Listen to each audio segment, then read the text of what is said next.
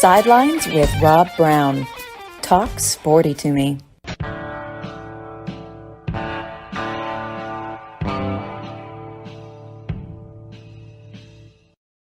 All right, you are listening and watching live from the Red River Ford Toyota Studios in Wynne, Arkansas. Rob Browne, along with my producer, CFO, COO, wife, Audrey, Delta, and the crew. We're going to be with you the next 2 hours. Got a great show lined up. Like I say, they're all great or you don't do them. Jimmy Hodge with us from Knoxville.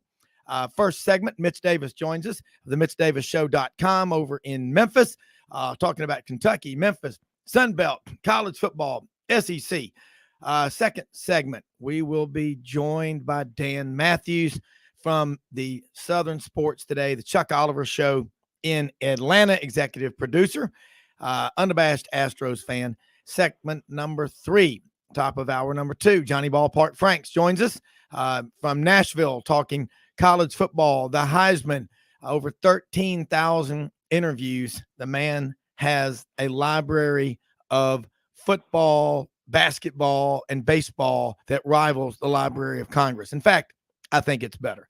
Segment number 4, Franz Beard, GatorBaitMedia.com, checks in from the swamp down in Gainesville. His pithy thoughts, his daily thoughts on the Gators, SEC, and the big picture of college football.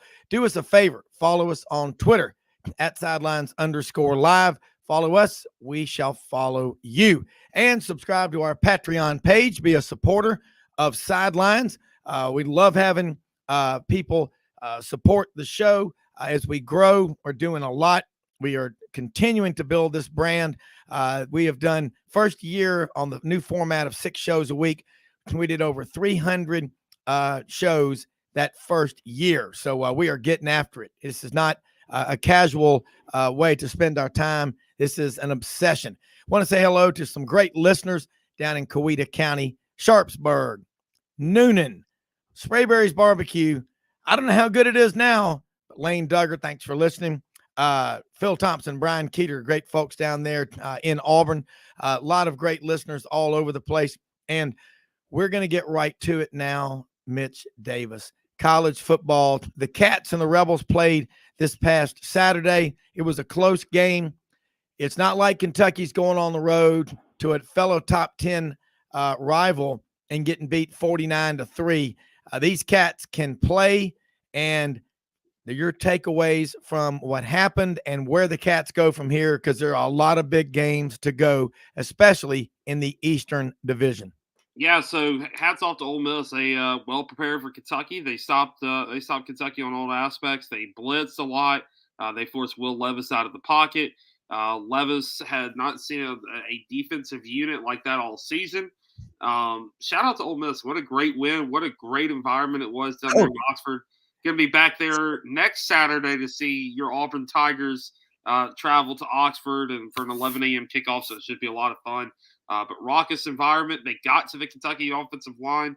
They put pressure on Will Levis, and Kentucky went home with the loss. Kentucky will face South Carolina on Saturday. Wildcats got to figure out a way how to solve the offensive line woes and get over some of the injury bugs. Well, that was something I saw early on. You had a couple of freshmen playing in that first game of the season and on the left side of the line of scrimmage. Chris Rodriguez wasn't there. He's back now. Cavassier Smoke, the pride of Wetumpka, Alabama, in our listening area down there, kicks 96.3 on Lake Martin.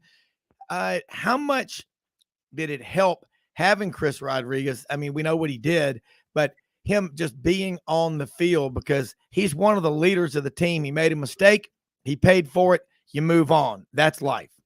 Yeah, I think it was pretty big, Rob. But I'd be failed to mention if we didn't talk about Barry and Browne, the kid who Kentucky got over, the University of Tennessee, a true freshman. This is his 4th time receiving all SEC freshman awards in the last 4 weeks. Tremendous athlete, and honestly, I was talking to a guy yesterday, and he was saying that he looks like he is faster than Lynn Bowden, bigger than Wandale, and he's like a hybrid between the two. And I think going forward, I think that that's a name to watch out for the Kentucky Wildcats. Obviously, Chris Rod, it was great to have him back. It was good. The guys seemed to really enjoy having him on the sidelines. He had 19 carries, But again, that Ole Miss defense didn't give up that big run. There was no big runs by C-Rod because the offensive line couldn't create those holes. It all goes back to the offensive line unit for the University of Kentucky. Yeah, and that's a common concern among a lot of programs, not just in the SEC, but in college football, the lack of quality offensive linemen. What was your thought, or what are your thoughts about that Ole Miss backfield? Quinshon Judkins out of Park Crossing down around Montgomery, the new town that was created, the new high school. You wonder why he isn't wearing an Auburn or an Alabama jersey. That's beyond me, but hey, can't get them all. But him and Zach Evans. And also, what did you think about Jackson Dart as a quarterback? I asked Yancey Porter earlier this week the upside potential that he has. I mean, he's not where Matt Corral was last year right now, but do you think one day he could be better? Whew, that's a heck of a question, Rob. And obviously, looking at this Ole Miss backfield, we'll start with the backfield first. This is the best Ole Miss backfield in the last 20 years. When you look at the talent on that two deep roster there for Ole Miss, look at Judkins, look at Evans. Those guys are the best running backs Ole Miss has seen since Deuce McAllister in those days. Those guys are big, they're fast, they complement each other, and Ole Miss uses them periodically. It's like a platoon coming in out of there. As far as Jackson Dart goes, very impressed with what he's done so far this season. Obviously, I was a big Luke Altmaier fan, was a big state of Mississippi guy, bring in the kid from state of Mississippi, but Jackson Dart has answered the call. And I really truthfully think his ceiling is a lot higher than Matt Corral's because he comes in and he's completely just brand new to the scheme. He fits the scheme of Lane Kiffin very perfectly. He seems like an Ole Miss guy. You have to be impressed with the kid's decision making so far. I mean, there were several times where Kentucky was bringing the pressure, but instead of throwing an interception like we saw Anthony Richardson do against Kentucky back in week 2, Jackson Dart would either throw it away or he would show the poise to stay in the pocket until right as he was about to get hit, and he would throw it downfield. Honestly, Rob, this is probably the best Ole Miss football team that I've seen in the last since Hugh Freeze was there. All right, let's talk about that defensive line too. They got 12, 13 guys that have had 30 snaps or more, so they can rotate the big guys on that front seven. Linebacker play benefits from that, as does the play of the secondary. If you've got no pass rush, the quarterback can stand in the pocket and find his first, second, third, fourth read, whatever. You don't want that to happen. Let's switch to, I got to ask you about Kentucky. They've got games coming up against Tennessee, against Georgia. There'll be plenty of opportunities. With the way Georgia has looked the last 2 weeks, what do you read into that? That game will be November 19th up in Lexington against Georgia. So you don't want to look too far ahead. But those offensive line issues for Kentucky, are they so severe, such a problem, that you don't think they can overcome them? Rob, I think that's a very good question. I'm going to put this out there. I'm going to go on record saying this. I don't think we're going to have an undefeated SEC team at the end of the season. I really don't. You look at the parity across the conference. You look at, Mississippi State. You look at Mississippi State, who Kentucky has on October 15th, which is next week. Mississippi State's just as good as anybody else in the conference. Tennessee's just as good as anybody else in the conference. Kentucky had a bad game against Ole Miss, but Kentucky can still salvage their season. And you look at Georgia. Georgia is beatable this year. Alabama is beatable this year. You're going to see a lot of craziness happen over the next 7 to 8 weeks that a lot of people, I don't think, expected. As far as Kentucky, Georgia goes, I can tell you right now from a Kentucky standpoint, Kentucky is not even looking ahead to November 19th. Nobody cares about it right now. When November 19th comes, though, it's going to come and everybody's going to be excited. But as of right now, Kentucky's focused on playing South Carolina. And I saw a stat, I forgot the exact total. I think it was like 0-12, 0-13. And the week following a ranked loss for Kentucky, so when 2 ranked teams play, the week following, Mark Stoops is 0-12. Last year, it was Tennessee and Mississippi State. This year, we can't have that for the University of Kentucky this year.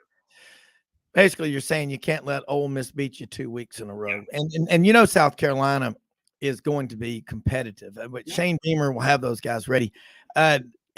Spencer Rattler is a quarterback. Comes into the SEC.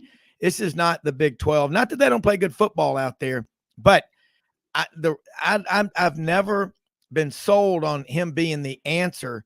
He has to have a lot of things go his way. I know he was 14-2 as a starter at Oklahoma, but I know, we all know, 2 years in a row, he had to be pulled from the Red River Classic, which is coming up, by the way, Saturday.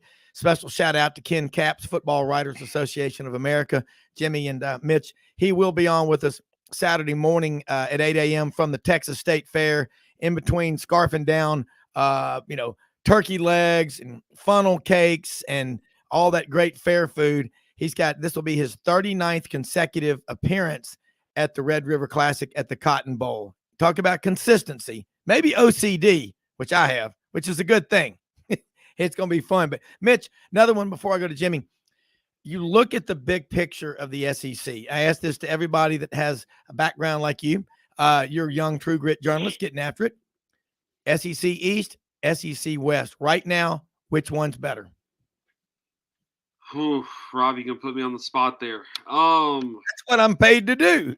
Oh God, I'm gonna go SEC West as of right now because I think the difference maker is the state of Mississippi. I think Ole Miss and Mississippi State can compete and beat anybody in the SEC East. You look at the SEC East, you've got Georgia, Tennessee, Kentucky. They've kind of separated themselves from the rest of the pack. Obviously, Florida's a decent team, but Florida can't compete with Georgia, Kentucky, and obviously they lost to Tennessee and Kentucky so far. South Carolina, I don't think that they're on that step yet. So that's why I would say the SEC West. I will say this, Rob, and I know some people will probably disagree with me. Watch out for Ole Miss.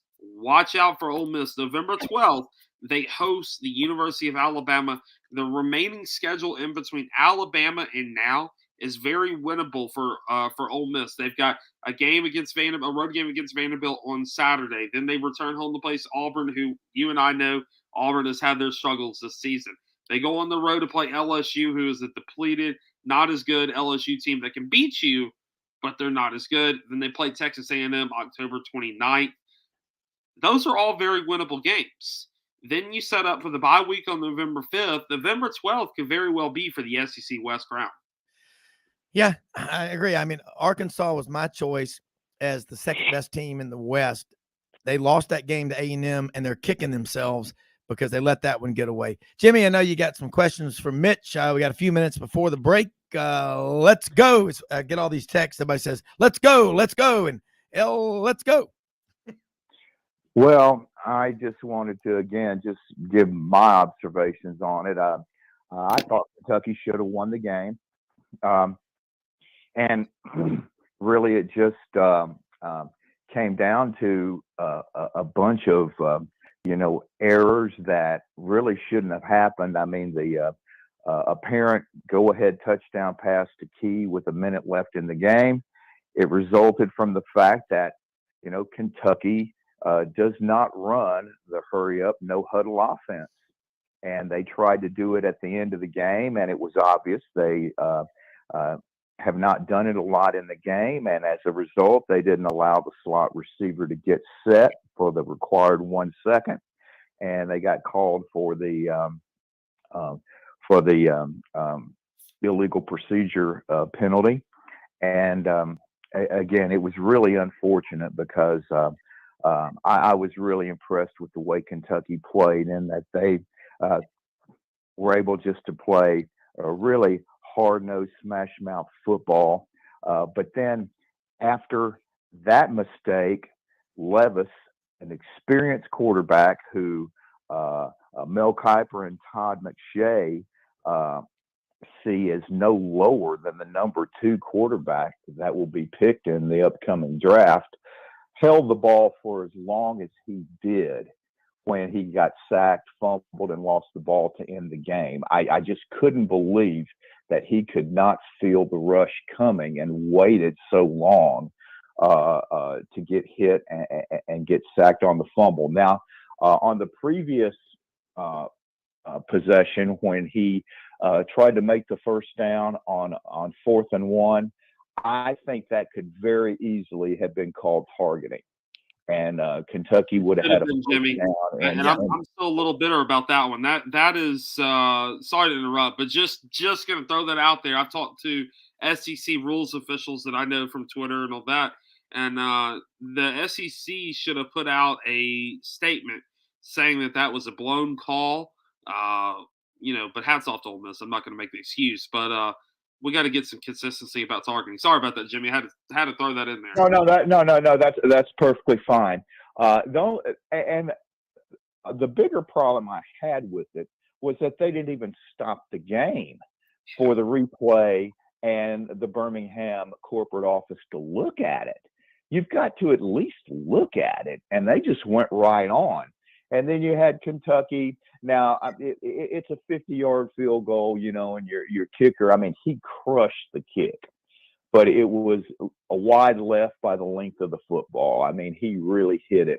But then you had the blocked field goal when they just blew right through the middle of the line there. That wasn't the kicker's fault. And then you had on the extra point, the holder botched the snap, and there was nothing you could do there. But the one play that pretty much sent me the message that maybe the football gods don't want Kentucky to win this one was when Browne appeared to be on his way to a 90-yard kickoff return for a touchdown, and one of his teammates is sprinting up next to him trying to help and lay a block down. He tripped Browne by accident.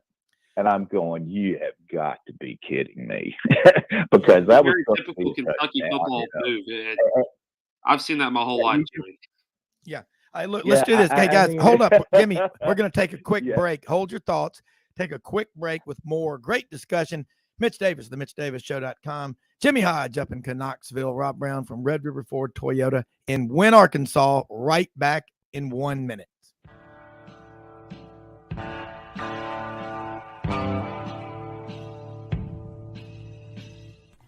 Red River Ford and Toyota, located in Wynne, Arkansas.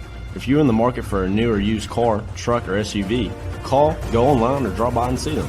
Located 45 minutes from Memphis, go off the 4-city exit on I-40 and go north about 15 minutes on Highway 1. Easy to work with and still believe in customer service. If you live out of town, they will deliver your vehicle to you. RedRiverFordToyota.com.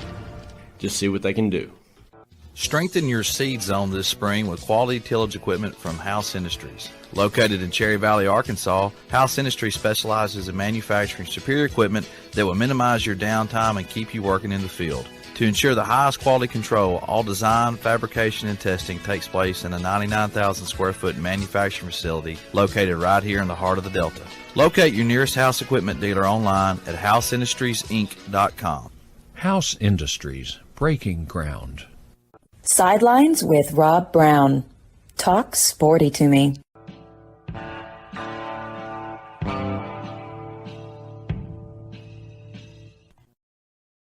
Rob Browne back with Mitch and Jimmy. And I was telling Audrey during the break, guys, about what Jimmy said. Sometimes, on a particular play during a football game that the football gods don't want you to win that game. That's a good observation because I'm still waiting for, and it's been a while since something happened like guys kicking a field goal to win a game and a flock of pigeons flies through the field, if that and keeps the ball from going through the uprights. By the way, would that be just an act of God? I mean, would they get to kick it over? What would happen? I'm curious. I got to tell you, I have an aunt of mine that 83 Ole Miss State Egg Bowl. Yes. When the winning field goal got to within like 3 feet of the goalpost, it was straight down the middle. Yes. And this huge gust of wind just blew it back to about the 20-yard line. Yeah. And she said, we're in church. And the minister goes, it was by the power of God. Yes. That field goal was not allowed to go through the upright. Yeah. I mean, that is the one instance I do think that I think the power of God had a say so there. But I will say it happened. In summarizing the game, though, I was very impressed with just how much better both of these teams are from an overall standpoint, offensively, defensively, the personnel that these teams have. And Ole Miss made big plays. defensively, and it should be noted. And their defense is all just significantly improved. It's obvious from not only a talent standpoint, but a depth standpoint. And at the same time, though, you had Lane Kiffin foolishly using his analytics to go for that fourth down play from about the Kentucky 10 or whatever. And you could see the look on his face after they didn't make it. He's going, oh, this might come back to bite me, You're right. So you had all of that, and it was just a great game. Two evenly matched teams. I love the contrast of playing styles, and it lived up really from a competitiveness standpoint and an intensity of play and hard hitting to the build up. And man, I wish every SEC game could be like that, and most of them are. But this one was really a good game to watch. Yeah, it was. And you know, Mitch, I don't know if you've ever seen the Immaculate Deflection is what that one's called, the 1983 Egg Bowl, Mississippi State. And I'll never forget Jack Crystal, the legendary voice of the Mississippi State Bulldogs. And they tried to kick the field goal at Mississippi Memorial Stadium in Jackson. Chris Perkins, friend of mine, and Mike Matheny both called me. And they were like, Bobby, I can't believe this. We won the game. And Jack Crystal goes, just absolutely lost his mind. The wind gust blew the ball back. And so anything is possible. But Mitch, I like what Jimmy just said. And I'm going to say this to you, watching a lot of SEC football. I don't have a crystal ball, and I'm not the gospel, but I know a thing or two about it. I think Kentucky now has a culture. Mark Stoops has just forever changed Kentucky football. Their fans now get more revved up for the football games than they do the basketball games, because Rupp Arena, we've talked about it a lot. It's a large mausoleum now, 23,000 people. Most of them are just sitting there with their arms folded, just a bunch of old grumps. And it's just, they've kind of taken the fun out of it.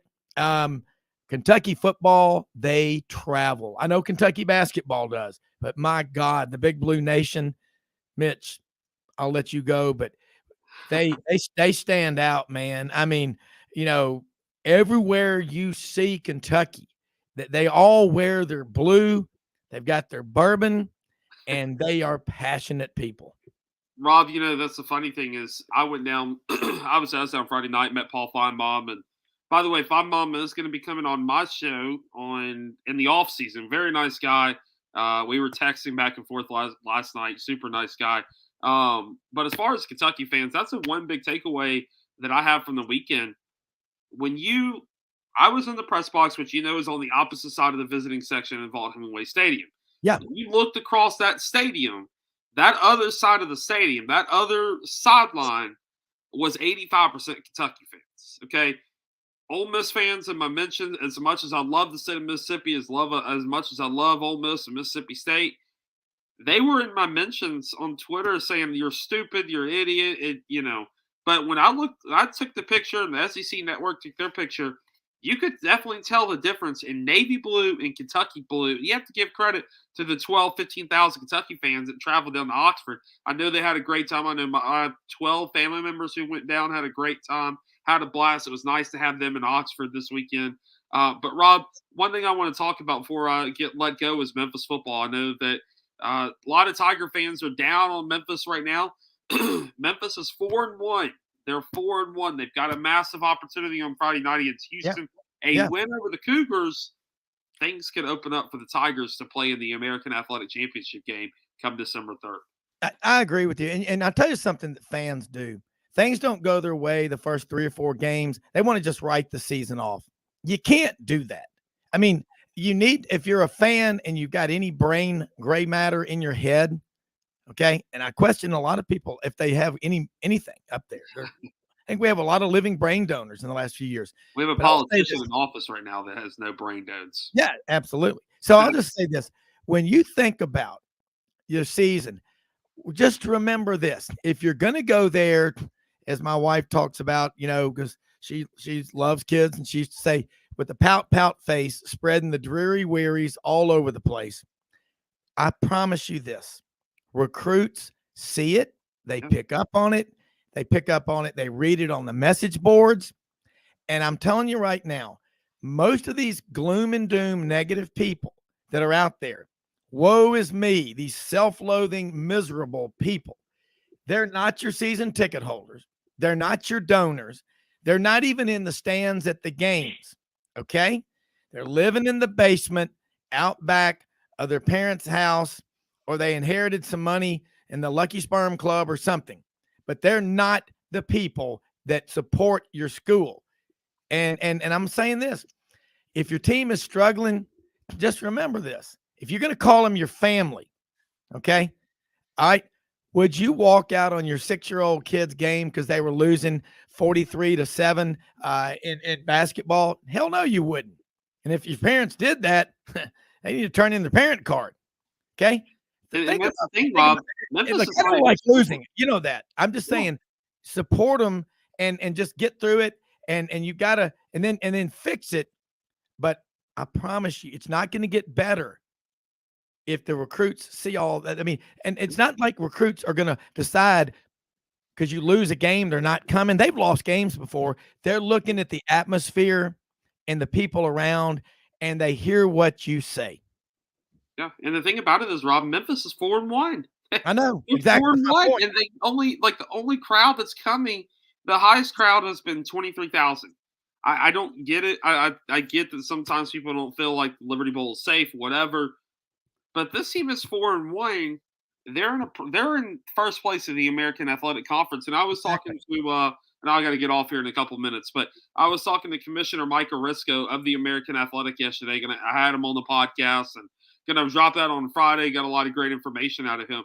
But he was saying how prime Memphis is in the position for the American Athletic. And as right now going forward, the Tigers are going to be that leader of the American Athletic. How Mike Arisco in the conference officer is going to be looking up to Memphis to carry that torch with losing Cincinnati and UCF. Memphis is going to have to be that torchbearer for the American Athletic Conference. I got a question, teacher. Raising my hand, see? Got to ask you this. Simmons First Bank out of Pine Bluff, Arkansas. They're over a 21 billion plus bank. And they are investing what? 150 to 200 million in the Liberty Bowl? I mean, Memphis people, Memphis is not a basketball town.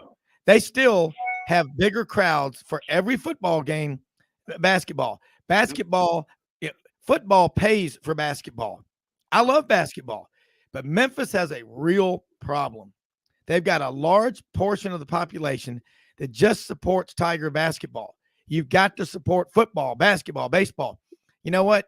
Like Bruce Pearl says, we're in everything school, Auburn. You've got to support everything. Go ride around that campus. I'll tell you what, man, my man Glenn Rogers, Tiger for Life, played at Memphis. Once a week, he drives around campus just to check on things. A proud Southside scrapper. He's at MUS, been there 22 years. You got to support him. You can't just show up when the wind is at your back. And I think about my friends, Whit Thompson, Trip Thompson, Joel Johnson, all these guys, and they don't miss Tiger games. They're there all the time. But you know what? You can't wait for the other shoe to drop. You've got to back them. If you want, they're 4-1, you want them to be 5-1, show up early and stay the full 60. Don't leave happy hour, Rob. Yeah. They've got so just before I get off, I'm going to hype this up real quick. They've got a special going on. You can get a pack of 4 tickets, a parking pass for $60. Once inside the stadium, starting at 4:30, they've got happy hour. They got half price drinks, cocktails, and tall boys and Miller Lights and all that. They're trying to make it fun. If I went to work until 5:30, I'd be going. That is fun. No, I don't get. I really, and again, we'll talk about this later on. But I am making the plea for Memphis people to show up, show out for these boys. Show up, show out for Ryan Silverfield. Because if you want to play with the big boys, you want to get in the Big 12, you got to act like a Big 12 school, Rob. And that's kind of where I'm at right now. Yeah, absolutely. There's no doubt about it. You want it, show up, not just when they're playing Tennessee or Arkansas or Ole Miss. You got to show up 50, 60,000 regardless of the opponent. Don't forget the excuses, okay? Find excuses to win. Mitch, tell people how they can follow you. Look forward to being on your show tonight at 7:30. As always, you really bring some good stuff. Thank you so much for having me, Rob, and I really appreciate it. TheMitchDavisShow.com is your one-stop shop for everything. Going to have a Kansas and James Madison football article up tomorrow, having a Tennessee LSU preview up on Friday afternoon. Of course, Memphis football, and then we've got the interview with Mike Oresco, the commissioner of the American Athletic, coming out on Friday. Got an article to go with that as well. A lot of great things are happening. Rob, college basketball's 30 days away. I'm a happy man. It's my favorite time of year, baby. Let's ride. Happy Halloween. All Thanks, right. Rob. I appreciate you. You bet. Ditto on this. I'll talk to you tonight. All right. That's Mitch Davis, the MitchDavisShow.com. Jimmy, think about it. We do. I just got a text from John Brady, our friend, former LSU, Samford, Arkansas State basketball coach. I was going to try to get him on this week. He's been down in Fort Myers, and our prayers, literal prayers, not just saying it, but praying for these people down in Florida and in the Carolinas that got whacked by Hurricane Ian. And Connor O'Gara was on the show with us yesterday, Saturday Down South. I really like this guy.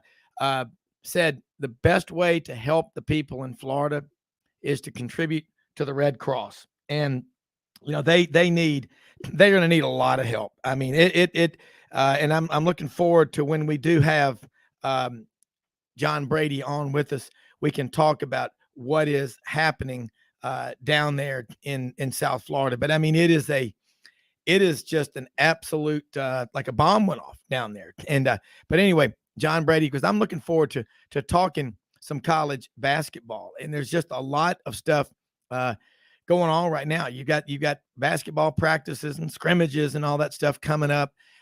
Football is, I mean, we're just getting cranked up in football. And let's head over to Atlanta, executive producer of the Chuck Oliver Show on Southern Sports Today. You can hear it every Monday through Friday, 11 a.m. to 1 p.m. Eastern, Southern Sports Today. Put that app on your phone. It's free, but I'm going to tell you what, it'll cost you a lot if you don't listen to what these guys have to say. Dan, thanks for taking time out of your Wednesday morning to join us.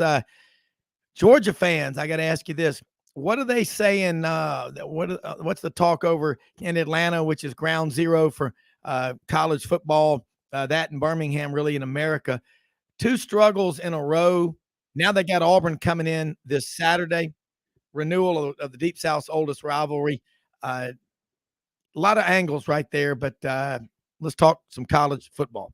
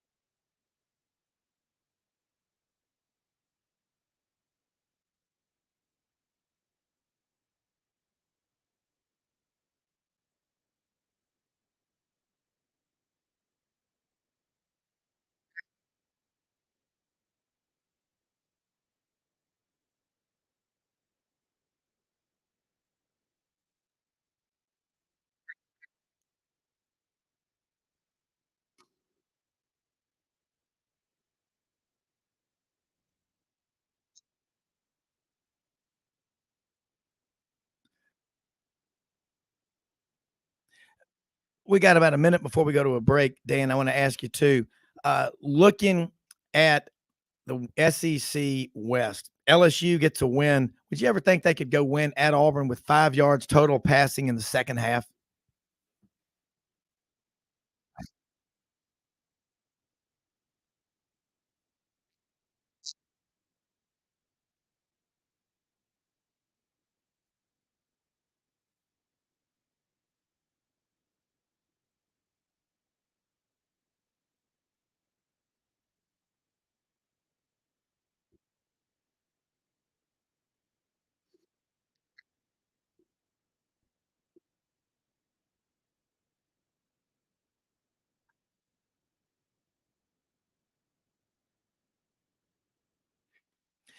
All right. The other thing too is Jaden Daniels. He can run, not a great passer. A lot of tough games to go. We're going to talk about it. Let's do this.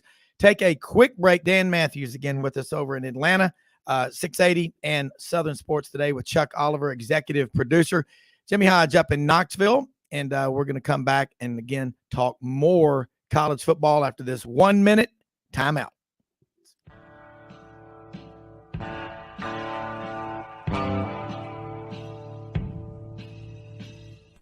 Red River Ford and Toyota, located in Wynne, Arkansas. If you're in the market for a new or used car, truck, or SUV, call, go online, or drop by and see them. Located 45 minutes from Memphis, go off the 4-city exit on I-40 and go north about 15 minutes on Highway 1. Easy to work with and still believe in customer service. If you live out of town, they will deliver your vehicle to you. RedRiverFordToyota.com. Just see what they can do. Strengthen your seed zone this spring with quality tillage equipment from House Industries. Located in Cherry Valley, Arkansas, House Industries specializes in manufacturing superior equipment that will minimize your downtime and keep you working in the field. To ensure the highest quality control, all design, fabrication, and testing takes place in a 99,000 square foot manufacturing facility located right here in the heart of the Delta. Locate your nearest House equipment dealer online at houseindustriesinc.com. House Industries, breaking ground. Sidelines with Rob Browne. Talk sporty to me.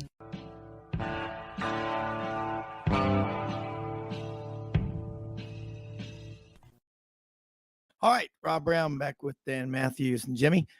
Dan, I want to ask you, looking over in the SEC West, about, and I know that you and Chuck Oliver have a chance to talk to a lot of the top minds in college football, not just in the SEC, but around the country. Texas A&M, here it is, year 5. Jimbo Fisher has a 10-year, $95 million contract that is all but guaranteed, okay? I mean, unless something catastrophic happens, he gets that money no matter what. I think you can pay people too much money. Jimmy and I were talking about it over the weekend. Look at Mel Tucker and that disaster at Michigan State. Whoever is making these deals should be thrown out of their job for coaching malpractice, or an AD that allows that to happen, or a president. It's just crazy. But what is it about A&M this year that makes you think they're going to turn it around? And I never bought into the hype that they would unseat Alabama as the king of the West. I mean, the only thing that you can really hang your hat on with A&M is their defense. But aside from that, you're exactly right. I mean, their offense is anemic at best. There's not really anybody that you look at in that offense to say, well, if they can get it going, then maybe, things can turn around for them in the passing game. Mm-hmm. Their offense right now is pretty much Devin Achane now, especially that Aniyah Smith has done for the season. Losing Aniyah Smith was huge for them because, I mean, he was their leading receiver, if not one of their leading receivers. And also, too, I mean, just, what he meant to them in terms of the run game, the pass game, and everything of the such. I mean, I had somebody tell me the other day, pretty much their offense right now is all Devin Achane, either, just strictly offense or even as well, in the return game and in special teams, if that's what he is going to add to them. So, it's got to be frustrating because it's especially frustrating too. If they had their struggles on defense, I think that Aggie fans could handle it because it's okay. That's not necessarily Jimbo's thing. It's a first year with DJ Durkin. Maybe there's an issue. The defense is not the problem. The problem is the offense.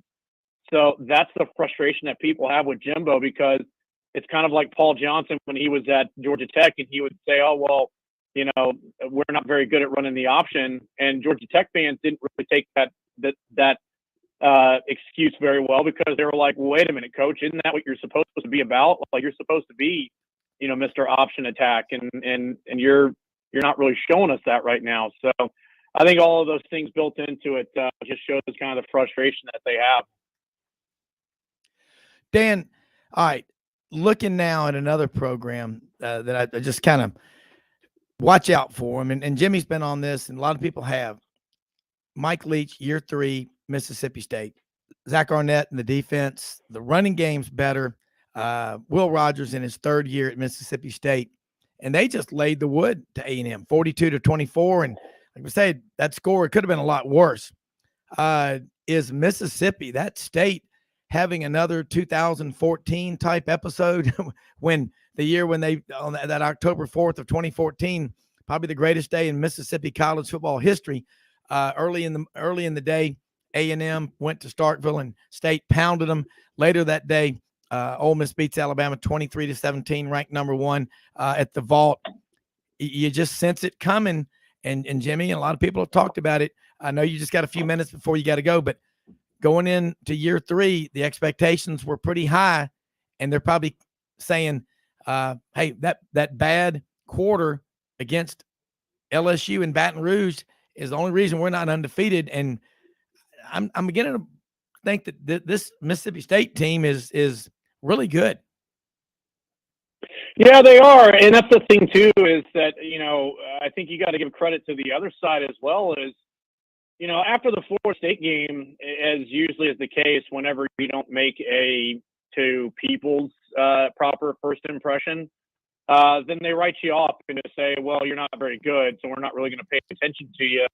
LSU has, I've known this, you've known this, Jimmy's known this, that they're a talented bunch. And, there's plenty of talent on that team. And we found out now that Florida State is probably better than people want to give them credit for. So, I think that was just a bad night in the first game. And I understand people can say, oh, well, Brian Kelly's supposed to be Mr., organized and all these different things.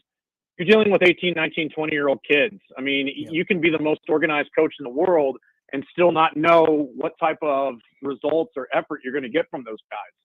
So I think in that first week that there probably was a little bit of, I don't know if complacency is the word, but I think probably feeling like we're LSU, they're Florida State. We can come out here and we can assert our will and be able to win this game. And Florida State, I think, looked back at them and said, no, you can't, not anymore.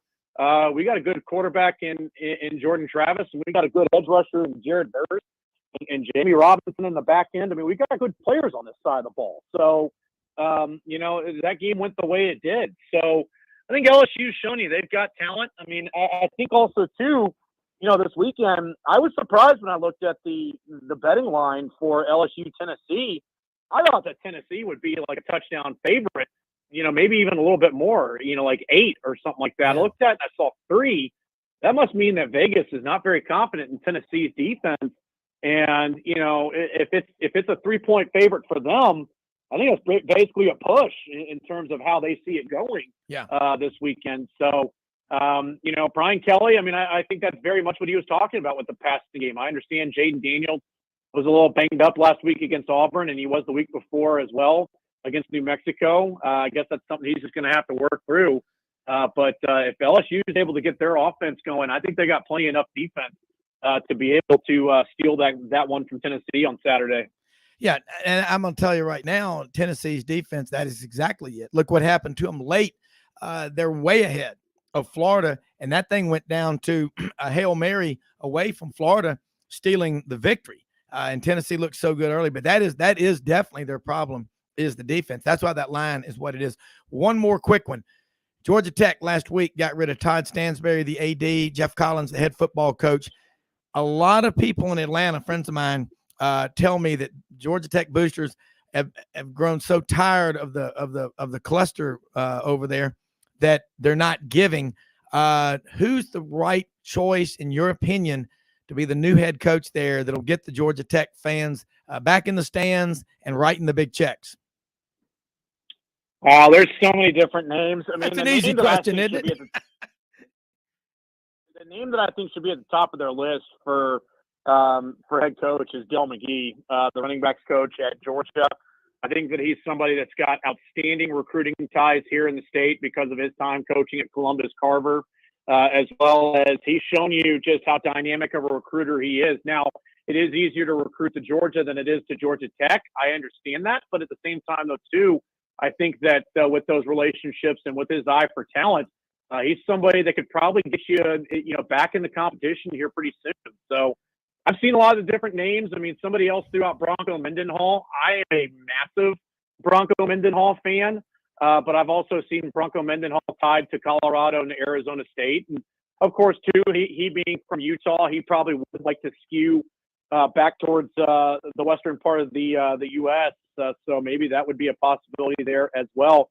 Here's another one too that I've thrown out, and it's all, if he wants to coach off his buyout or if he wants to get out of the TV booth of doing, games from the TV desk, and that's Dan Mullen.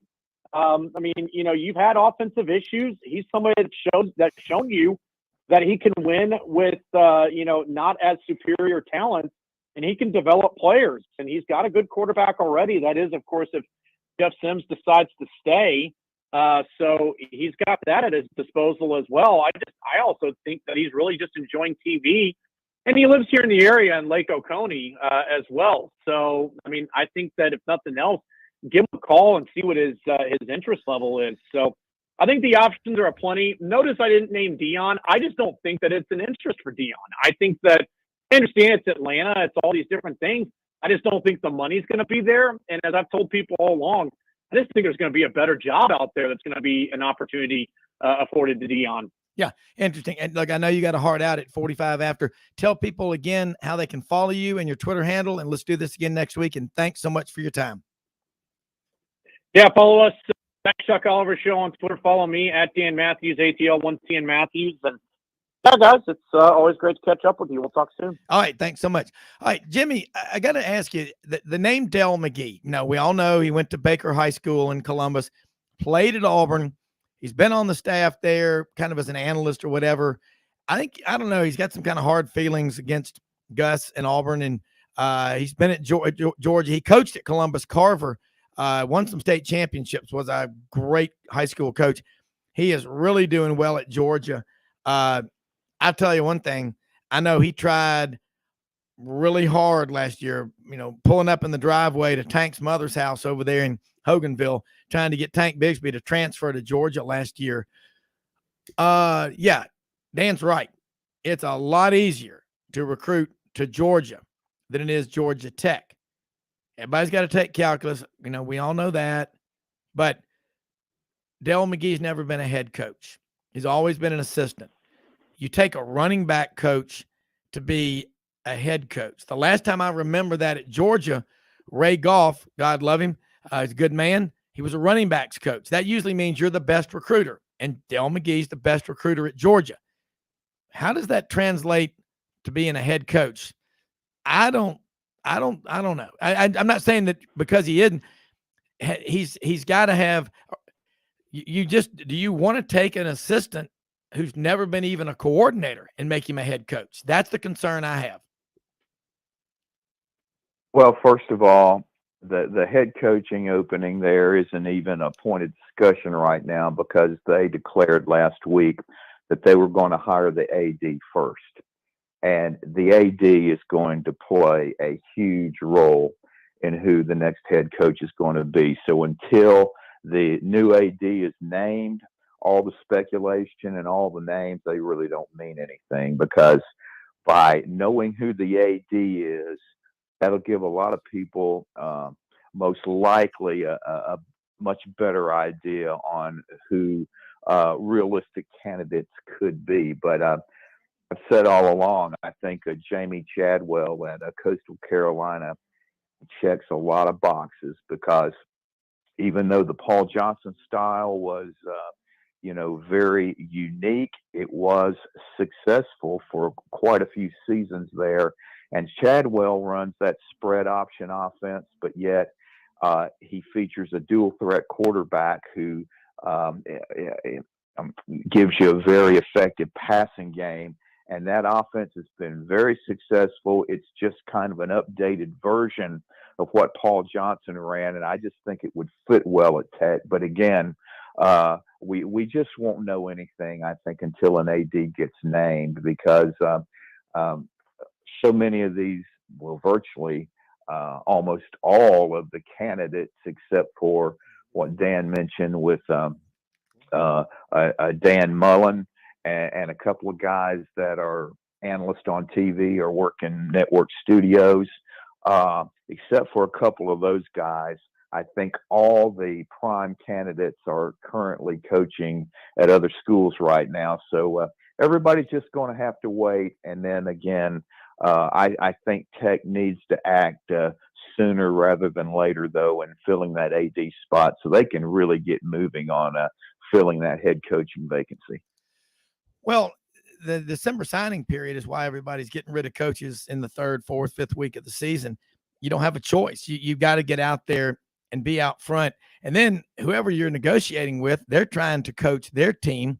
And it is a distraction when you're talking about contracts and all. And Auburn hadn't made a change yet. They don't even have an AD yet. So they got to hire an AD. I hope it's John Hartwell. I think he's the right choice at the right time at Auburn. Then he's got to hire his coach. But you better get it done quickly. You have, you get rid of your, let's say, late November in the case of Auburn. If they get rid of Harsin, they got to pay him $15 million. Well, the guy that's coming in next year, he's going to struggle too. So again, I hate the December signing period for any fan base that is making a coaching change, because you're going to lose a recruiting year. You can say, well, you can come in February. That's like, if you're waiting for scraps to fall from the table. Because right now in the SEC, Georgia and Alabama are getting anyone they want in their states. Auburn used to get a lot of those players. They're not getting them right now. And you have to say, with Brian Harsin and this staff, some of them are good recruiters, but they're missing out on a lot. And in a year when you've got 22 4-stars in Alabama and 7 5-stars, like 20% of all the 5-stars in America are in the state of Alabama. And how many of them do you have committed at Auburn right now? 0. You can't keep doing that. You cannot sustain the program. You got to get this fixed. And the offense, look at the numbers on Auburn's offense. I mean, I'm going to read some numbers to you that just blow your mind how bad the offense is. But Auburn, in the last 8 Power 5 games, plus Houston in the Birmingham Bowl, in the second halves only, Auburn's offense has 26 punts, 8 turnovers, and 3 total touchdowns, and is now 12 for 61 on 3rd down conversions, including 4 for 29 in the 4th quarter. Okay. And then you look at maybe the most astonishingly bad statistic. Auburn has 0 4th quarter 3rd down conversions in the last 4 Power 5 games, plus Houston. Auburn is 0 for 16 on 3rd down in the 4th quarter against South Carolina, Alabama, Houston, Penn State, and Missouri. Give credit to Justin Hokanson, who put all that information out. But I'm telling you, you say, oh, well, you got to stick with these guys. Really? Really? Okay. Why didn't everybody row out to the Titanic for cocktails at sundown? I mean, come on. I mean, there's got to be, when you're paying people this much money, you got to have accountability, Jimmy. And it's not just at Auburn, it's at schools. You mentioned, let's go back to that Mel Tucker disaster that's Michigan State. How's that working out? Well, that's Jimmy. Sorry, hold that thought. I did not see the stopwatch. We're going to take a break, but I want to come back and I want you to lay it out there, because before we go to Johnny Ballpark Franks, and you can do a great job of it, but people, sooner or later you run out. What is the thing about socialism? Sooner or later you run out of other people's money to spend. That's the same thing with athletic directors and hiring these and making these stupid coaching deals. We'll talk more after this quick break.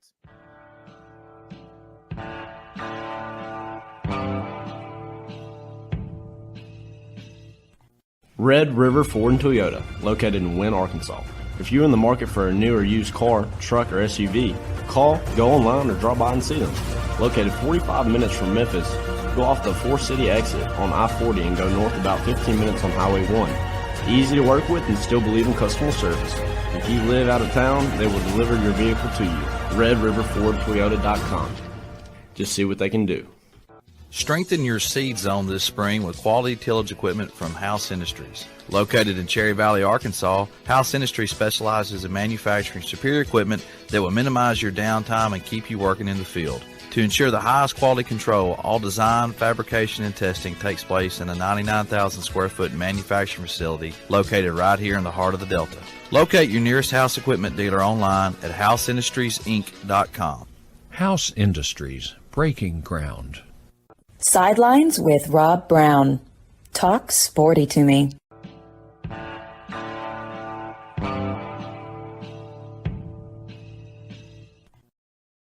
Rob Browne back here with you on this Wednesday, going into weekend number 6 of the college football season.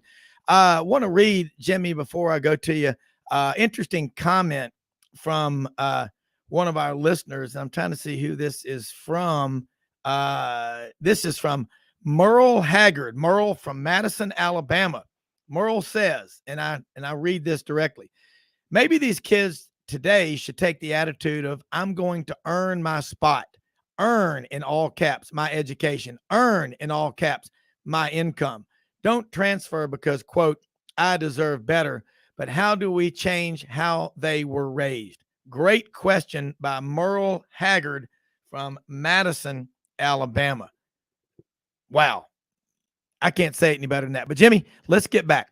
Let's talk about that disaster that is Michigan State, and how much is Mel Tucker getting? And he had such a great coaching resume to get that kind of money, didn't he?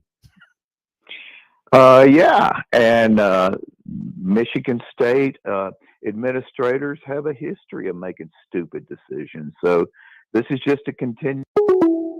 Yeah, it is just a continuation, and I think, Jimmy, it is just, to me, it's absolutely unbelievable what is going on.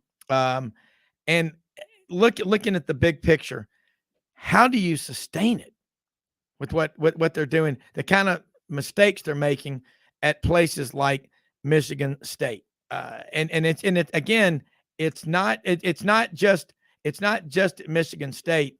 It's at schools around the country that are going in and hiring coaches that absolutely are just throwing money away. I mean, that's what it is, and nothing is going to change until we get we get some sense made, and common sense in how we hire coaches. I've just never, yeah, and I just think to myself, when is it going to stop? I mean, the people say, well, the donors will buy this guy's contract out.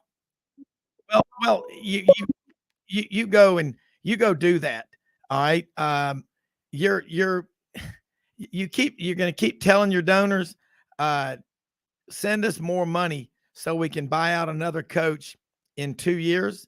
That's dangerous. And I'm just $100 million that they're paying Mel Tucker at Michigan State. And they are struggling this year. Last year, they went into the portal and they were able to go get 14 out of the 15 guys that Michigan State brought in via the portal last year. Jimmy, you can't hit almost 100% on portal guys every year like Michigan State did last year. That's the thing that gets me. And so, Jimmy, again, let's talk a little about the Mel Tucker mess that is Michigan State. And it's other schools around the country doing the same thing. Yeah, but Michigan State is kind of unique. I don't know if you can rival them for botching several controversial situations. They let the Larry Nassar thing go on for 2 decades. They didn't really address numerous domestic abuse issues in their football and basketball programs until it just reached a point they had to pull the plug on their last football coach. Yeah. And now, after one double-digit win season, they sign head coach to a 10-year, $95 million extension that's fully guaranteed. Yeah. I mean, Mel Tucker went to Colorado in 2019, his first head coaching job, I believe, at the Division I level or in college football in general, because much of his career has been in the NFL. Yeah. And I think he went 5-7 at Colorado.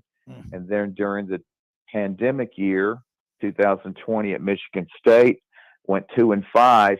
And he got a great deal at Michigan State because Luke Fickell had turned them down because of the administration issues that I talked about. He didn't want any part of it. And they had such a hard time getting a coach that they sweetened the pot to where Tucker was making $5 million a year on his Michigan State contract, despite having gone, 5-7 in his one season at Colorado. So he goes 2-5 during the pandemic year. Then they bring in the 15 transfer portal guys. 14 of them end up being significant contributors. They have a double-digit win season, and they made this 10-year, $95 million offer 3 or 4 days before the Ohio State game last year. And they made it public that this was being offered, and they were going to finalize it the next week. And 3 days later, Ohio State beats them 56-7. Yeah, Jimmy. Didn't even phase them. Yeah, I agree. Johnny Ballpark Franks is on with us right now. We're going to get to him, but you just laid it out. This is happening all over the country. Johnny, welcome to Sidelines, and talking about some of these crazy coaching deals, these guaranteed over $100 million deals for coaches who are really unproven. There's just no accountability, yet the fans are asked to pay more and more and told, you can't park here, you can't park there. No, you got to be this. Hey, who owns college football? The fans do. Fans got to take it back.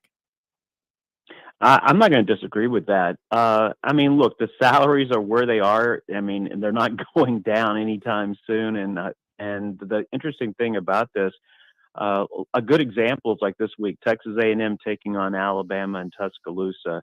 All these high expectations for the A&M program. When you look back at 2020, it's really strange. The media who covers Texas A&M are like, helping them, and in the sense that they're giving them excuses why they're mediocre and have not lived up to expectations last year and this year. And especially this week with everything that happened in the off season, especially during the summer with Jimbo Fisher and Nick Saban, it's almost like us against them kind of mentality. But it's not just the boosters and the fans of Texas A&M. Even the media is involved now, where they're kind of like us against them, meaning Alabamas of the world and the other parts of the SEC. It's really strange what we're seeing now because, I'm looking at Texas A&M's schedule. Obviously, I don't see them beating Alabama Saturday, but then you look at the last 6 games on their schedule, everybody's thinking 8-4. I don't see 8-4. I'm seeing 6-6, 7-5 at best. And when you're paying somebody as much as you're paying Jimbo Fisher, you're not paying for 6-6 and 7-5. And it's the strangest part is these long-term deals now, 10-year contracts and stuff. And it's like, you've got everything at your disposal if you're a Jimbo Fisher. All the money, all the boosters, the fan support, a number 1 recruiting class, and A&M is just not getting it done. And it starts at the top of the CEO of the football program, otherwise known as Jimbo Fisher. Well, you go back and look at the success Jackie Sherrill had, and then the 14 years after that with R.C. Slocum. Granted, they were in the Southwest Conference and in the Big 12. A&M won 17 conference championships in the Southwest Conference. Texas won a lot more. Arkansas won 13. Those were your 3 big powers in that league. But A&M got 1 Big 12 championship, I believe. I just look at that program, and we talked to Olin Buchanan a lot, TexAgs.com, and it is nothing against A&M. It's just you cannot pay somebody that much money. And again, it's schools all over the country, but there's no excuse. This is year 5. You know, remember that bumper sticker? Next year is here. Go Aggies. How long do you play kick the can at Texas A&M? Well, I mean, look, they have another nice recruiting class coming up. And I mean, look, thank the boosters. You know, it comes down to name, image, and likeness. And there's not a program in the country that can support football like Texas A&M can. I mean, forget it. I mean, Alabama's not one of the have-nots, but they're still not Texas A&M kind of money. They're still not Texas kind of money. Another perfect example is Coach Franklin in Penn State.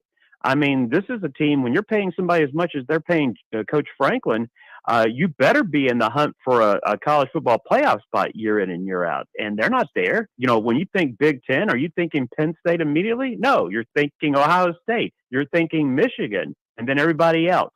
And if you're paying somebody as much as you're paying Coach Fisher with Texas A&M and Coach Franklin with Penn State, they're not living up to expectations. You can paint it and color it any way you want. Kind of reminds me of when Butch Jones was head coach at Tennessee, beating up on all of the by the W kind of schools out there. And, you know, in the anticipation, maybe they should build a statue of Coach Jones. I mean, he wanted to downplay games before they were played, you know, trying to downplay expectations. Sorry, it doesn't work that way, especially with programs, either ones that have traditions or the ones that expect it with the money to support it, and they're not living up to it. But when you have defenders, like, I'm still trying to wrap my arms around why the media trying to make excuses for Texas A&M. There's no excuse for this, and it starts with Jimbo Fisher. Yeah, I mean, it does. I mean, Jimbo has been successful. He was at Florida State, and say what you want about that league, but he was 83-23 as a head coach there. That was pretty good. That's the thing, though. People want to talk about the national championship in 2013 and then what happened in 14. First of all, give a lot of credit to Jameis Winston for that. Correct. Secondly, how come he doesn't also get the blame for the reason why Florida State is in the toilet still now trying to recover from it? Everybody wants to blame Willie Taggart. That program was in a shambles. They weren't recruiting good offensive linemen. If you don't have good line play, if you can't control the line on both sides of the ball, you're not going to win games against the competition that you see in the SEC and the ACC. So yes, he gets credit. And when I start talking this way, people think I have an axe to grind because I'm a Florida State grad with Jimbo Fisher. I like Jimbo Fisher personally. I've always had great, conversations with him. It has nothing to do with this. I'm actually looking at it from a realistic standpoint. And Florida State was the reason why they were so bad and why they've been so bad for so many years. It didn't start with Willie Taggart. It was because of Jimbo Fisher. Exactly. That's what I was going to say. You know, his last year there, they were 5-7. I know he left before the bowl game to go to A&M, but lack of facilities, whatever he said, he left a mess. And it's taken a while. Looks like they're digging their way out of it. Florida State's 4-1, got beat by Wake Forest at home last weekend. Hated to see that, but Florida State is a program that I think Mike Norvell will get them winning again. But you're right. You can't make excuses for year 5 at A&M. I mean, in this millennium, A&M has one double-digit win season. That was 2012 with Johnny Football. A Star is Born. They were 11-2. Other than that, they've not reached double digits in all these years, and I don't see them winning 10 games this year. So you got to say to yourself, well, the interesting thing is you want to look back in college football today, Jimmy, and everybody wants to look back. Well, look where they were 2 years ago. Well, look what happened to Gene Chizik. They win a national title with Cam Newton in that senior class in 2010. 2 years later, they were one of the worst football teams in the Power 5 conferences, and Gene Chizik got fired 2 years after that national championship. So everybody who supports Jimbo Fisher at A&M keeps wanting to look back at, what about 2020? Yeah. That's forever ago in the college football world today. Yeah, it is. And you go back, what got Gene Chizik? Gene Chizik was just, I don't know what I kind of do, but I'll just leave it at that. But that was the worst team at Auburn in 62 years, 2 years after winning the national championship. You know what? Again, that's coaches taking their eye off the ball. I mean, and the head coach, it starts with him.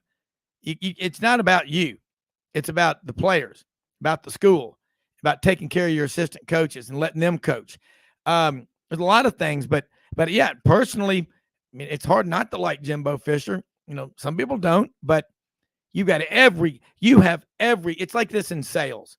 I remember head trader on the bond floor telling me early in my career, he said, look, you're going to have those guys that'll say, if I had any more of those bonds, I could sell them. Darn, too bad they're gone. He goes, I had a guy one time used to tell me that all the time. So I went and got another block of 5 million of those bonds. And I said, hey, we've got them. And he goes, oh, well, my guy's not really interested. They'll always have an excuse until you quit letting them get away with making excuses. Jimmy, quickly before we go to the break with Johnny Ballpark Franks, but again, it's not personal. It's just about accountability and just wasting money with no accountability. Well, again, this time last year, they signed Jimbo to a 10-year, $95 million extension. He's not going anywhere. Everybody can whine and moan and groan about what the problems are at Texas A&M, but you have to have powerful people that agree to contract extensions like that. You got a board of trustees, the AD, the president are all involved in decisions like that. And again, it's not a secret that for a coach that had been known certainly during his offensive coordinator days as a quarterback whisperer, since he's been a head coach, other than Jameis Winston, he hasn't had really any quarterbacks of distinction, in my opinion. Kellen Mond was a 4-year starter, but during his whole career, he'd look great one week and the next week looked like he'd never played before, So, this has been going on for a long time. And if you're at the administration at A&M, you should have considered all these factors before you agreed to that deal. Yeah. Well, Jimmy, they brag about what he did with Kellen Mond, and that's why they'll be so quick to defend Jimbo Fisher with that reputation he has with quarterbacks, and they'll throw out Kellen Mond. And I'm thinking, well, Kellen Mond was already there. Did he get to the point where he was great? Kellen Mond, early in his career, he looked like he was a surefire thing as far as the NFL being a pretty decent quarterback. And I didn't see the consistency, especially at the latter part of his career. Just like you said, some weeks he looked great, some weeks not so much. And I just still go back to this whole philosophy with Jimbo Fisher as far as, and I think who said it best to me was Gus Malzahn. He says, you better be doing self-evaluation all the time, not about yourself, not just yourself personally, but the team, the rosters, the personnel, everything. And this is where I think Jimbo Fisher's pride gets in the way. And if he don't adapt, I know the contract is huge, but if there's a program that can buy you out, the kind of money we're talking about that would take to buy out a Jimbo Fisher, it would certainly be Texas A&M, especially when you think about the support that they get each and every year, just like the other 13 schools. Johnny, in the hold those thoughts. We're going SEC. to take a quick break. Be right back with more. Johnny Ballpark Franks, Jimmy Hodge, Rob Browne with you.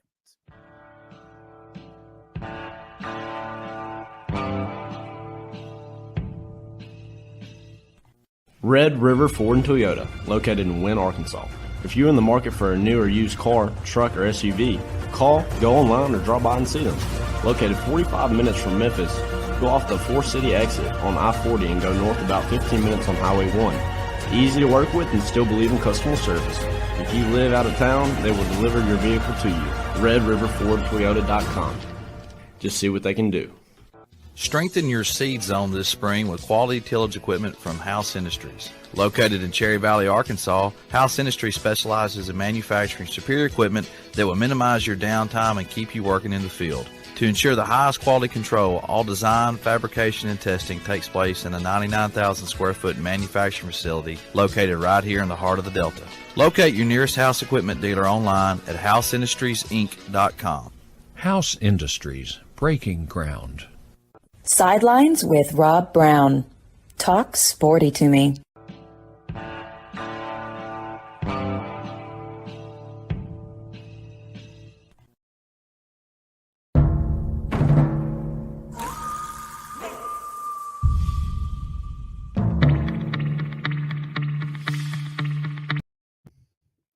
All right, Rob Browne back with Johnny Ballpark Franks and Jimmy Hodge. And Johnny, we look at like the federal government, $50 billion to $100 billion will be the cost of this project. That's a pretty wide swath.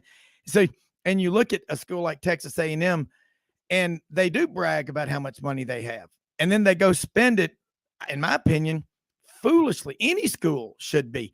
The problem is with most athletic directors, very few of them have a background in the private sector, running a business, managing a budget, as a CFO, background in accounting or whatever.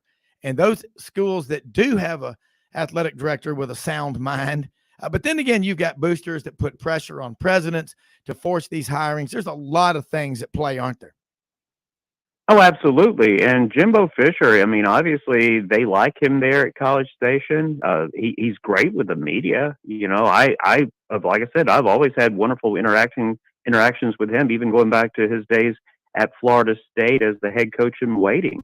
I guess from my standpoint, when I see the salaries that are out there now, is it just me? But that's why each and every week I love watching Kentucky play. I love watching Wake Forest play. There's certain programs I enjoy watching just because I know they're not getting the same kind of talent as these major schools that are in that national championship conversation year in and year out, like the Alabamas and Clemson and Ohio States of the world.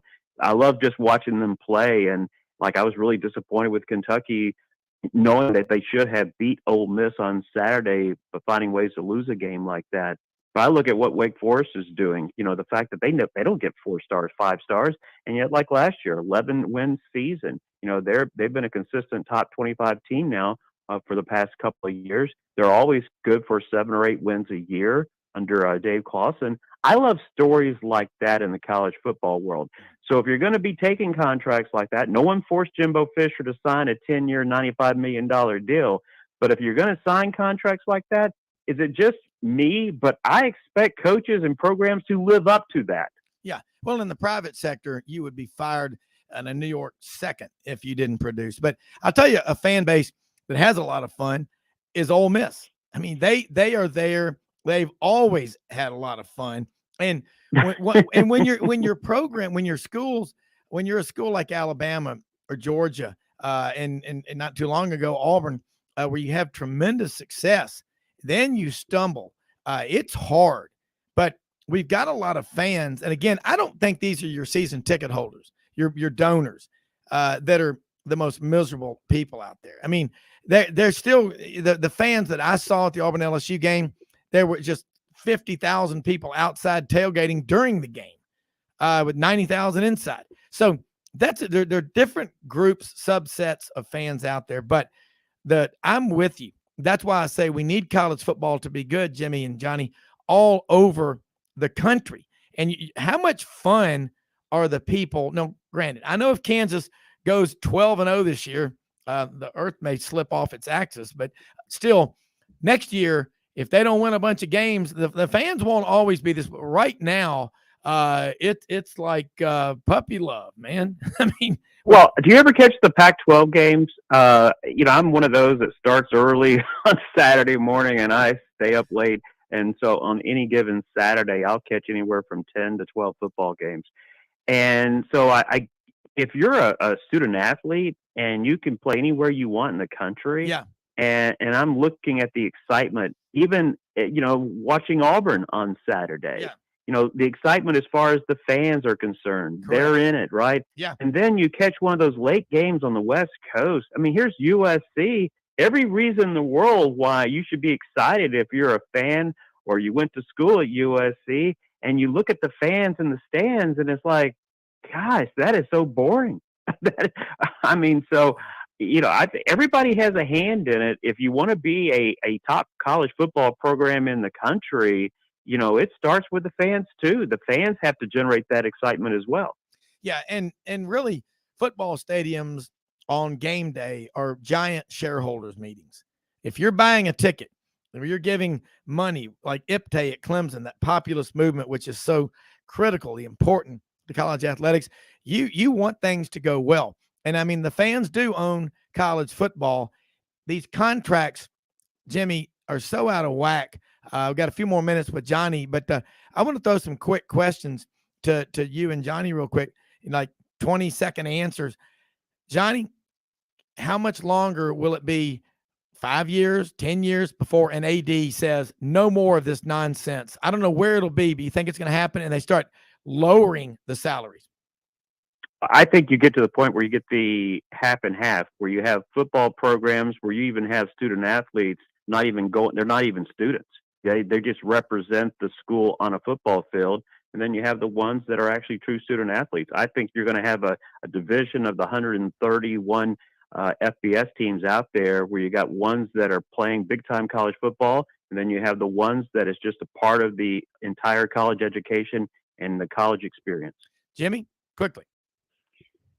I think the only chance you've got outside of the SEC and the Big Ten morphing into super conferences is maybe the Big 12. I think the ACC and the Pac-12, I think their futures are very dim.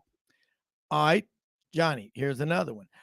What will it take for Texas A&M to make a change if Jimbo keeps winning 7, 8, 9 games a year and never gets to the playoff? I think if you go 6-6, which is a very, I see that possibility, 6-6 this year, I think you're on warning. He's already on the top 10 list for the next coach fired. So I 6-6, 7-5. If you're in that category, knowing what they're investing in that football program, you are on official notice that this is not going to be tolerated for much longer. Yeah, Jimmy. I think it's a question if they can get 4 or 5 boosters just to pony up that amount of money. It would be, I think the buyout's $85 million. But the way I see it, it's 4 or 5 years away. I just don't think even those guys would want to do that. But we'll just have to wait and see. Yeah. Okay. All right. Here's another one. SEC this year, Johnny. SEC East, SEC West. Who's your best? Up to this point. I'm going to still stay with Kentucky. Georgia has shown over the last 2 weeks that they can be had. I like the fact that Kentucky's in every game. Kentucky should have had Saturday. They should not have lost. I'm going to still stay with Kentucky in the East. And as far as the West, it still starts and ends with Alabama. Yeah, sure. Jimmy? How did you word that? I didn't know if you meant the East was stronger than the West, or if you're looking at who you're picking in each division. No, I was picking each division, and the West is still stronger. It's been stronger for 10 plus years now. But I tell you what, the East is catching up, and that's a good thing overall for the Southeastern Conference. Yeah. Yeah, I think obviously it's the West because you still got, Vandy, Missouri's inventing ways to lose games, and then South Carolina's still got a long way to go. Whereas in the West, I think with the rise of Ole Miss and State, I think the one program that's on a downslide is A&M. But I think everybody else, and Auburn, of course, but I think everybody else is pretty strong in the West. All right. How is that possible, by the way, with A&M? The fact that you're coming off a number 1 recruiting class, you're going to be in the conversation again this upcoming recruiting class. I'm still trying to understand how that's even possible. Well, I think Jimbo, as far as handling the quarterback situation, I mean, you could see as far back as the spring game that Haynes King wasn't going to be your guy because his basic fundamentals in throwing the football are just poor. Yeah, he doesn't step into throws. He throws off his back foot as he did on the pick 6 against State the other night. And, he waited till 4 games in till the howling got so loud that he had to switch to Max Johnson. So I think that's where a lot of it begins. I don't know. Jimbo, when he decides on a guy, he just sticks with him as long as he can. I mean, Rob, the computers have Alabama. I mean, who thought this would have been the case 365 days later? The computers have Alabama a 96.2% chance of winning Saturday night. I mean, that shouldn't be the case going up against Texas A&M, knowing what all the things that they have done in the offseason and all the speculation and expectations for this program. A&M should not have only a 3.8% chance of winning this game Saturday night. Well, the way it is, A&M, there's 30 million people that we know of in the state of Texas. So there are a lot of TV sets. And so it's natural for a lot of people to get on the bandwagon. Now, they have had success there before. But in the SEC, you're judged by how many times have you been to Atlanta? I mean, that's what else can you do? Right. They hadn't been there yet. Now, Florida State, golly, they are the benchmark in the ACC. Them and Clemson. Right now, Clemson's on top. Can't wait until they play. That's going to be a great game. But I just think, Johnny, we got a few more minutes. I look at this and I say, you've got to hold these people accountable. If you're going to ask your donors to give, and you keep building up these piles of cash, and they come from a lot of sources, and then they watch you 2 or 3 years into a coaching staff being hired, you get rid of all of them. You got to pay them off. You got to buy out the new contract, the old contract, so the new coaches you're bringing in. It's just people don't like to see money flushed down the toilet. And wealthy people didn't get wealthy by being stupid, unless you have school officials, administrators, and a lot of them have never had a job in the private sector, and they freely will piss money away. You can't keep doing that. It's got to stop. Well, and all you have to do is look at programs, what's happening in Knoxville with Tennessee and the upsurge that they're having under Josh Heupel. Yeah. And how about Kansas? I mean, you're winning at Kansas. If you can win at Kansas in football, then if you're Nebraska, if you're Texas A&M, if you're all these other programs out there trying to get back in that conversation, you're looking around. You don't have to look at Alabama or Clemson or Ohio State. If you can do it at Kansas and you're doing what they're doing in Knoxville right now under Josh Heupel, then you start looking around and figuring out, hey, we can do this better. Yeah, and no matter where you are, you've got to have the right people in place. And we talked so much about Lance Leipold. You know, he had a lot of success at Division III, couple of championships in the MAC at Buffalo. But would that success and that personality transfer to success in the SEC? I mean, again, you look at Brian Harsin, comes in from Idaho. He really, honestly, doesn't know, come here from Sikkim, about Southern culture. Well, right. It helps that you get someone who does, not someone you met sitting in the hot tub on a vacation, Alan Green. But Lance could do it at Nebraska, though, and that's what I'm saying. You know, he's tailor-made for Nebraska. Yeah, that's absolutely. I'm saying. He would crush it there. And Alan Green hired Brian Harsin to show these boosters, all right, I'll be the coach of the AD, which he was, and I'll go hire my guy. And look where Auburn is right now. The AD can't do it unilaterally. The boosters and the AD need to work together, but you've got to have a personality strong enough, like Frank Broyles was at Arkansas, that gets everybody rowing in the same. Yeah.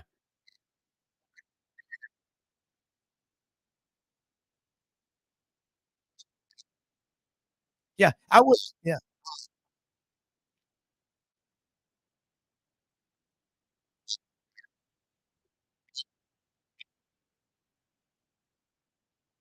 Yeah.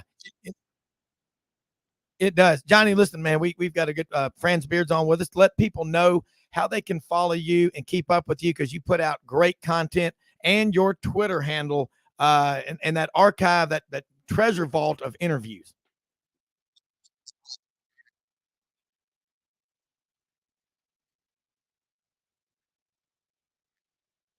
Johnny, thank you as always. We love having you. You do too. Thanks. Go Noles.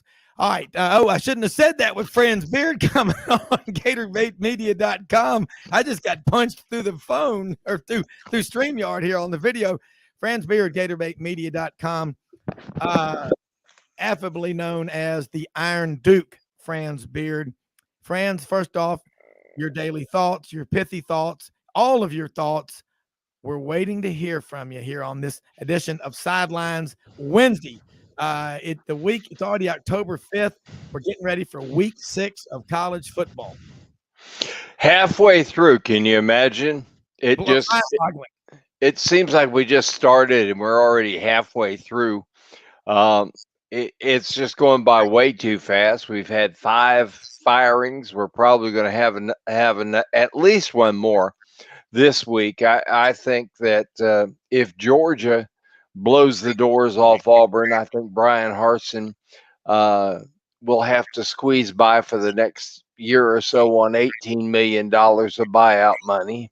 I know it's difficult, but Rob, I mean, that's tip money for you. You just, you know, they love you at Cracker Barrel because you're the big tipper. But Yeah. Oh yeah. but I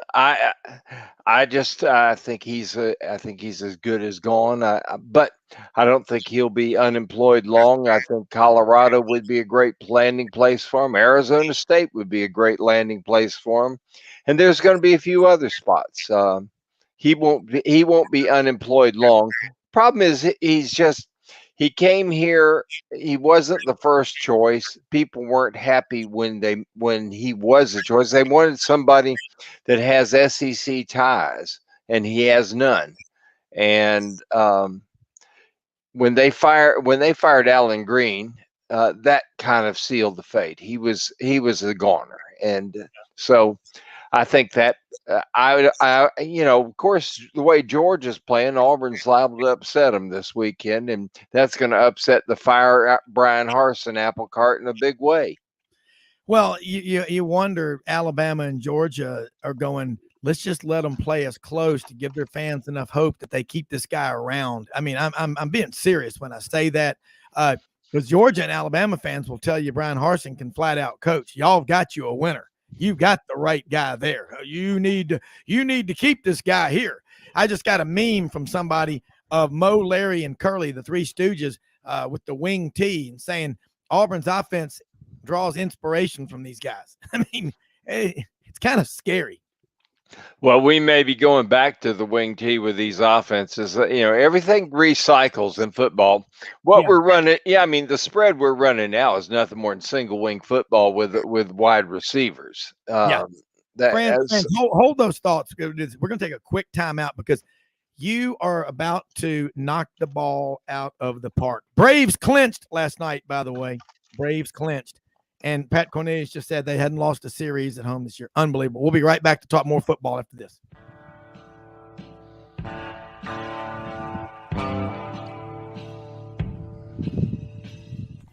Red River Ford and Toyota, located in Wynne, Arkansas.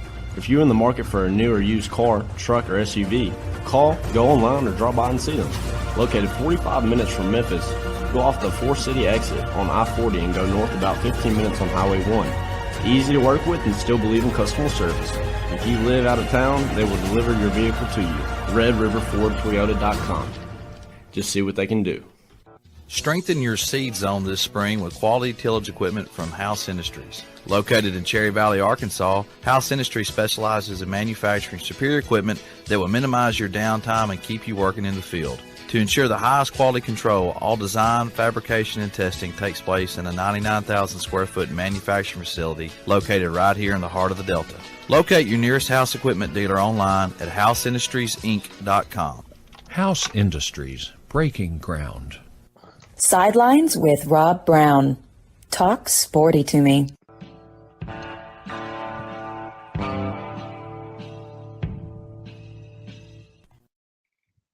Back with Franz Beard, GatorBaitMedia.com. Also is a regular on the Buddy Martin Show, Monday through Thursday, 8 to 9 p.m. Eastern, Facebook, Twitter. It's all over the place. Great show, great content as always. And Franz, let's talk. You're about to make some really good points. We went to the break, but let's pick up and take that ball into the end zone. You're in the red zone already.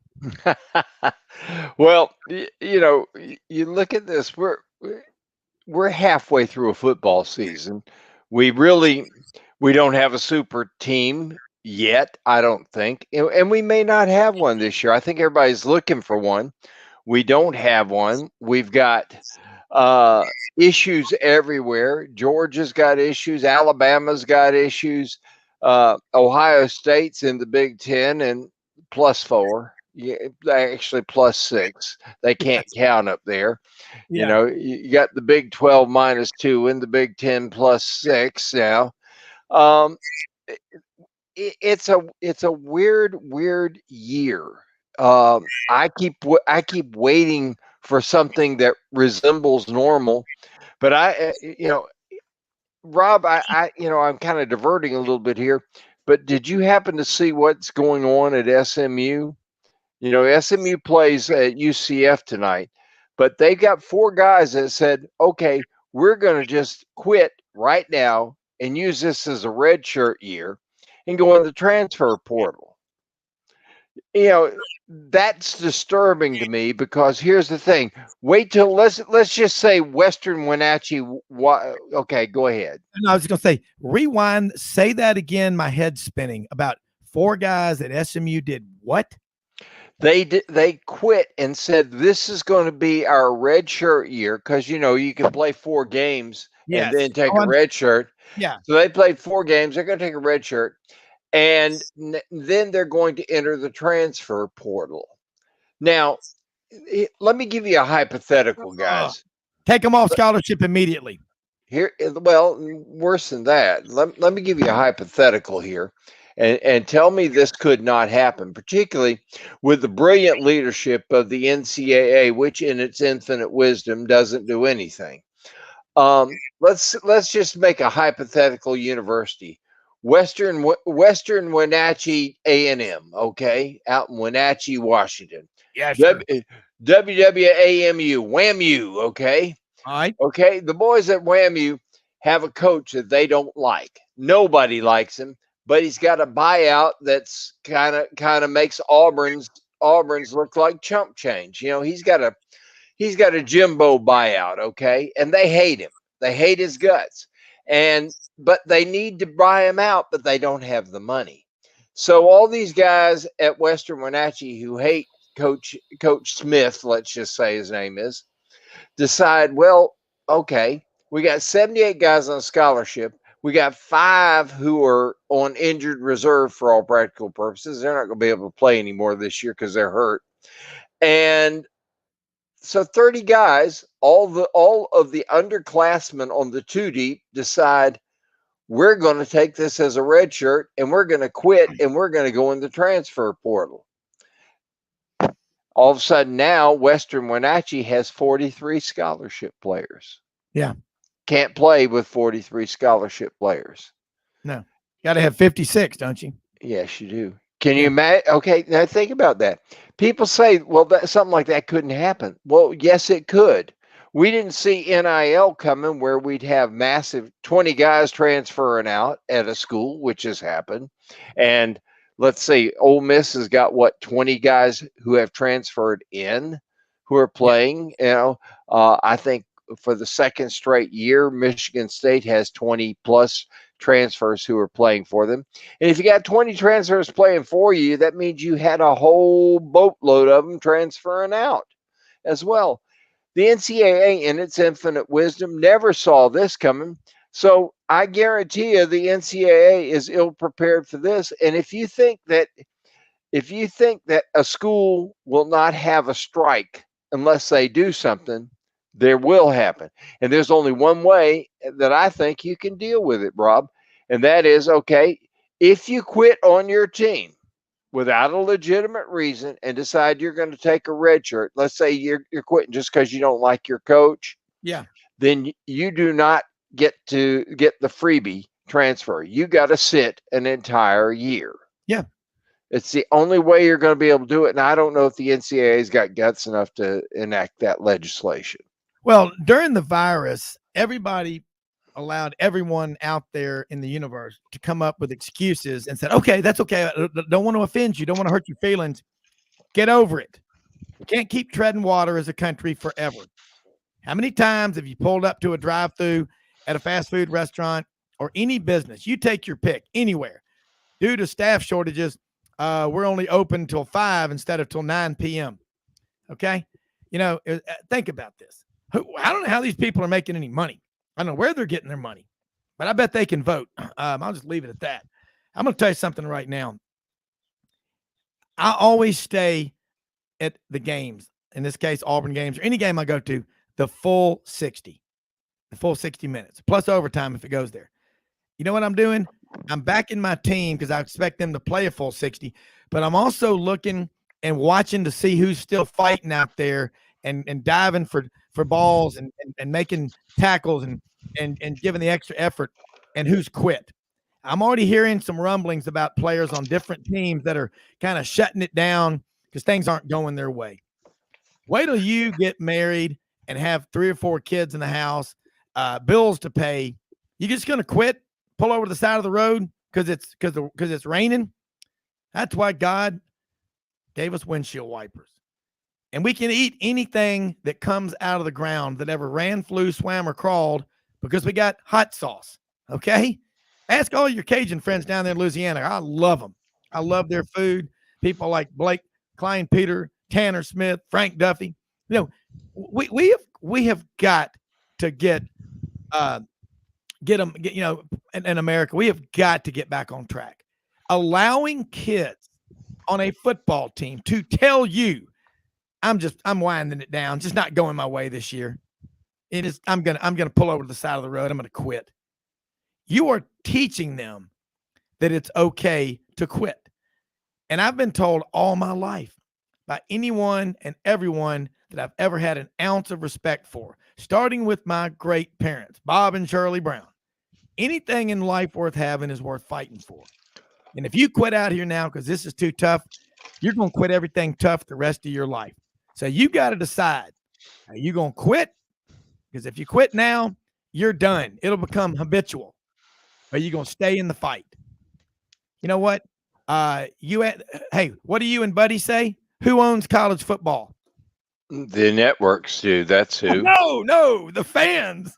Well, on, the fans. Come on now.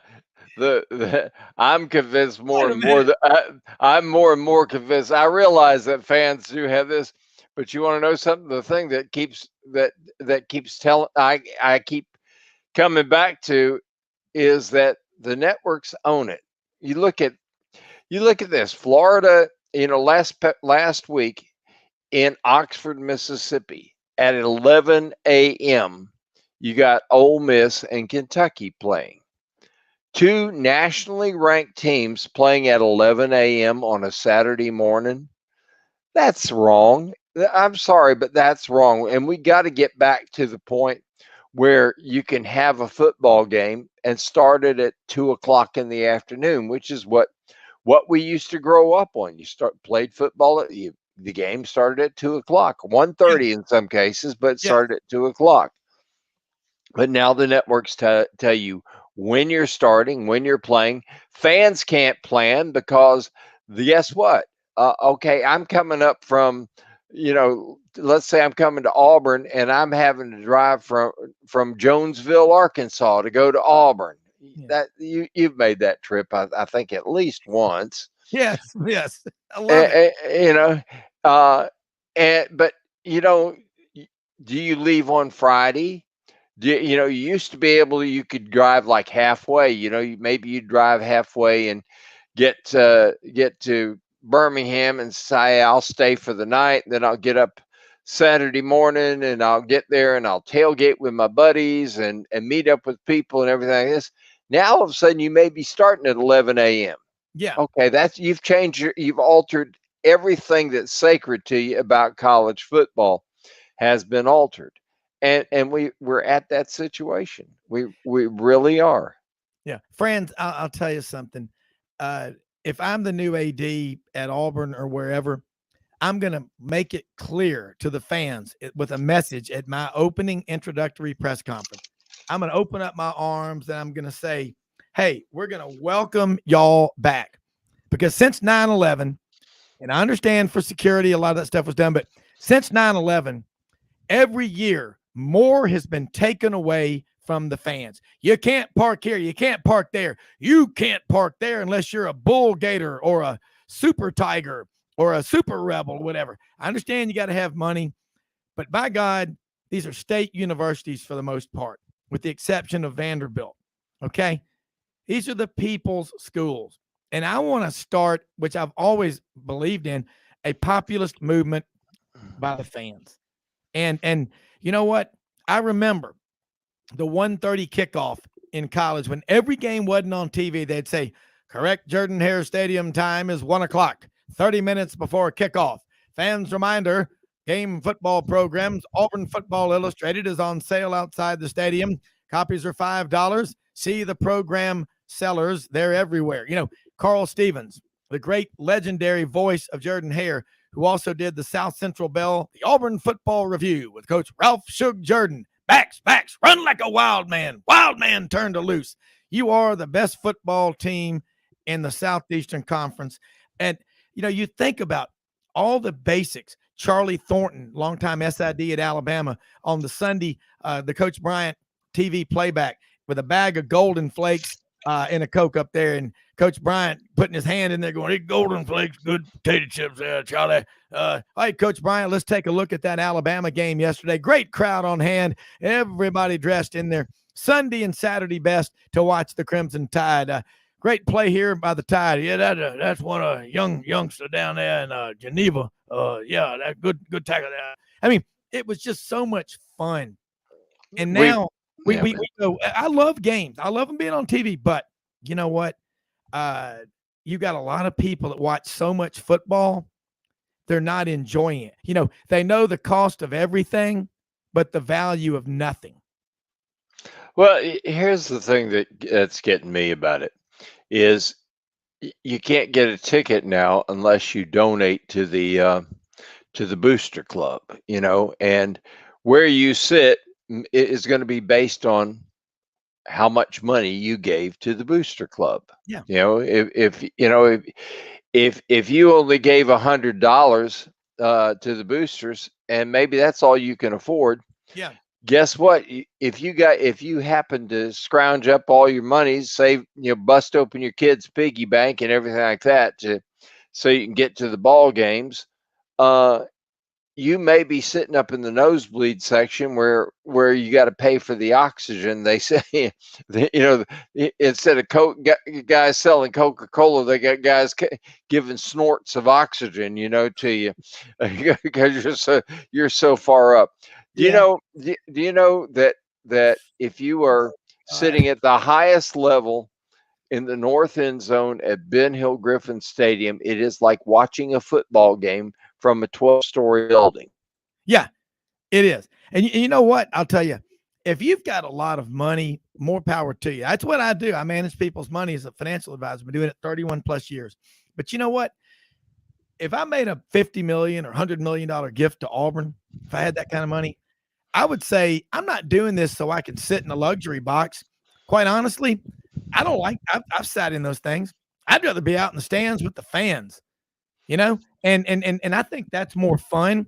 I would give, just like my friend Jay Evers. I love this guy, Miss Rubens Rubs, down from Dadeville, Alabama, went to Auburn with me, said, don't give to get, give to give out of the goodness of your heart. Like I always close out the show. We most often see the face of Christ in the least among us. Look at Clemson. Look at their fan base. You don't hear about, look, you've got to have your big donors and boosters. I get that. And you got to have the ones that truly love your school. And Auburn's got them. Some of them are controversial. But I'll tell you something. There ain't a man alive today, and maybe ever, that has loved Auburn with every fiber in his body and will fight for Auburn against all odds. And who treats the word impossible as motivation is Bobby Louder.